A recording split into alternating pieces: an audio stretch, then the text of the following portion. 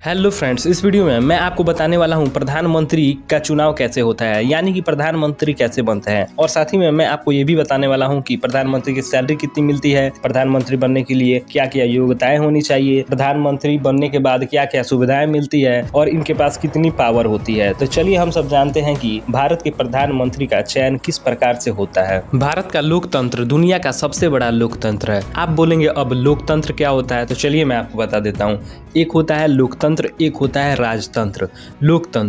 लोकतंत्र उसे कहते हैं जो लोगों के द्वारा नेता का चयन किया जाता है, यानी हम सब अपना अगला नेता चुनने के लिए जिस उम्मीदवार को वोट देंगे वो उम्मीदवार जीतेगा और हमारा नेता बनेगा। हम सब अपने मर्जी से किसी भी नेता को जिता सकते हैं। यह पूर्ण रूप से लोगों के ऊपर निर्भर करता है कि हम सबका अगला नेता कौन बनेगा। जो नेता जीतेगा वो बनेगा। लेकिन राजतंत्र में ठीक इसका उल्टा होता है। राजतंत्र में राजा के वंशज या फिर एक राजा दूसरे राजा को हरा दे और उस पर राज करे, वही अगला नेता कहलाता है और उस पर अपना राज चला सकता है। लेकिन हम सब अभी 22वीं शताब्दी की बात करें तो नेता ही डिसाइड करता है कि अगला नेता कौन बनेगा। यह पूर्ण रूप से उसके ऊपर निर्भर करता है कि वह किसे नेता चुनना चाहता है। इसे राजतंत्र कहते हैं। भारत के लोकतंत्र में प्रधानमंत्री के पद को सबसे ज्यादा महत्व दिया गया है। प्रधानमंत्री परिषद का लीडर होता है। चलिए अब हम सब बात करते हैं कि प्रधानमंत्री का चुनाव कैसे होता है। लोकसभा में 545 सीट्स होती है, यानी कि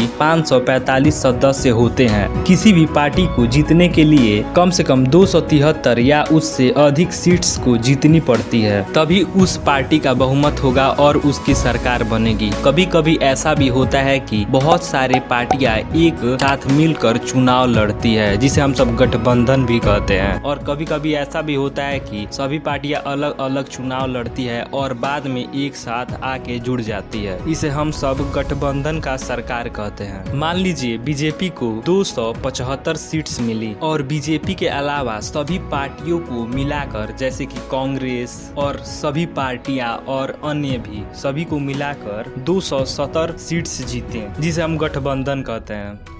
तो बीजेपी की सीट्स की संख्या अधिक है, 275 है, यानी कि बीजेपी का बहुमत हो गया, बीजेपी जीत गया। लेकिन कभी कभी ऐसा भी होता है कि मान लीजिए कि बीजेपी 272 सीट्स जीती और कांग्रेस के पार्टी ने 180 सीट्स जीती और अलग पार्टी जैसे कि सपा 62 सीट्स जीती और अन्य अदर्स ने 31 सीट्स जीती। तो कांग्रेस, सपा और अन्य पार्टी एक साथ मिलकर गठबंधन सरकार बना सकते हैं, यानी कि बीजेपी को हराने के लिए एक साथ सभी पार्टियां मिल जाती हैं। तो बीजेपी हार जाता है और जिस पार्टी ने गठबंधन बनाया है, जैसे कि कांग्रेस ने सपा और अन्य के साथ मिलकर गठबंधन सरकार बनाया है, तो बीजेपी की कुल सीट्स की संख्या 272 है और कांग्रेस का गठबंधन के सरकार की कुल सीट्स की संख्या 273 है, यानी कि एक सीट्स अधिक है। इसका मतलब बीजेपी का 272 है और कांग्रेस का 273 है, यानी कि कांग्रेस एक सीट से जीत गया। इसका मतलब कांग्रेस का बहुमत हुआ, कांग्रेस जीत गया। कभी कभी लोकसभा की सीट्स घट भी जाती हैं। लोकसभा के रिजल्ट आने के बाद सबसे ज्यादा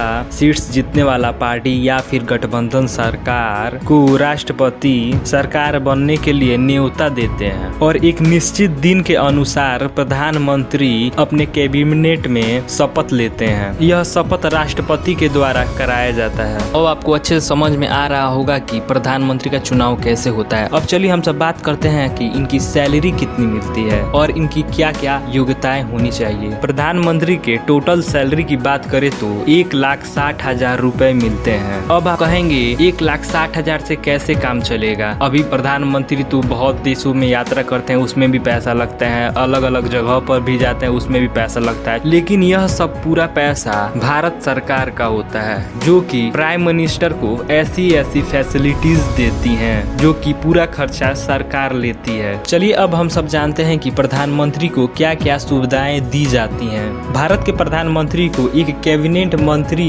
इतना सुविधा दिया जाता है। पहला, आजीवन मुफ्त आवास। दूसरा, निःशुल्क चिकित्सा सुविधाएं। तीसरा, 14 सचिवालय के कर्मचारियों का स्टाफ। 6 घरेलू स्तर के हवाई टिकट पूरी तरह तरह से फ्री रेल यात्रा, 5 साल तक का पूरा ऑफिस का खर्चा, 1 साल तक एसपीजी का सुरक्षा, जिंदगी भर के लिए मुफ्त बिजली और पानी के खर्चे, और 5 साल बीत जाने के बाद एक निजी सहायक और एक पियून दिया जाता है, और जो एरोप्लेन और ट्रेन की फ्री मुफ्त सेवाएं दी जाती हैं। इतना ज्यादा प्रधानमंत्री को सुविधाएं मिलती हैं। चलिए अब हम सब बात करते हैं कि प्रधानमंत्री बनने के लिए क्या क्या योग्यताएं होनी चाहिए। पहली बात तो यह वह भारत का नागरिक होना चाहिए, और दूसरी बात उसकी उम्र 25 साल या 25 साल से अधिक होनी चाहिए, और तीसरी बात वह लोकसभा या राज्यसभा दोनों में से किसी एक का सदस्य होना चाहिए। प्रधानमंत्री बनने के लिए कोई भी क्वालिफिकेशन की जरूरत नहीं होती है, यानी कि आप पढ़े हो या फिर ना पढ़े हो यह मैटर नहीं करता है। आप ग्रेजुएट हो या फिर नहीं हो, आप 10 पढ़े हैं या 12 पढ़े हैं, आप पढ़े हैं या फिर नहीं पढ़े हैं, इससे कोई भी मैटर नहीं करता। कोई भी प्रधानमंत्री बन सकता है। प्रधानमंत्री बनने के लिए सबसे महत्वपूर्ण चीज होती है आपकी पहचान। चलिए अब हम सब बात करते हैं कि प्रधानमंत्री को क्या क्या पावर दिया गया है। प्रधानमंत्री किसी भी मंत्री को